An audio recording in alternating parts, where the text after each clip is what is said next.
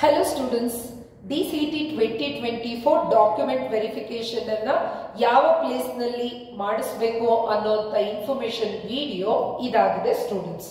K A ಅವರು ಈಗಾಗಲೇ document verification centres ಗಳನ್ನ ರಿಲೀಸ್ ಮಾಡಿದ್ದಾರೆ.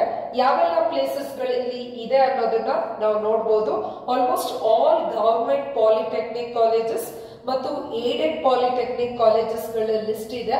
ಸೊ ನೀವು ಈ ಲಿಸ್ಟ್ ಅನ್ನ ಅಬ್ಸರ್ವ್ ಮಾಡಬಹುದು. ಬೆಂಗಳೂರು, ಹಾಸನ್, ಗುಲ್ಬರ್ಗಾ, ಚಿಕ್ಕಮಗಳೂರು, ಬೆಳಗಾಂ, ರಾಯಚೂರು.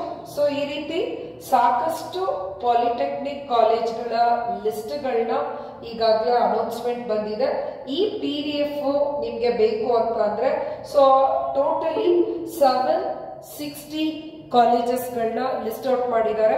ನೀವು ಡಾಕ್ಯುಮೆಂಟ್ ವೆರಿಫಿಕೇಶನ್ ನ ನಿಮ್ಗೆ ಹತ್ರದಲ್ಲಿ ಇರುವಂತ ಯಾವ ಕಾಲೇಜ್ಗಳಿಗೆ ಬೇಕಾದ್ರೂ ಇಲ್ಲಿ ಮೆನ್ಷನ್ ಮಾಡಿರುವಂತ ಕಾಲೇಜಸ್ ಗಳಿಗೆ ಹೋಗ್ಬಿಟ್ಟು ನೀವು ವೆರಿಫಿಕೇಶನ್ ಮಾಡಿಸ್ಕೋಬೇಕಾಗ್ತದೆ ಸ್ಟೂಡೆಂಟ್ಸ್.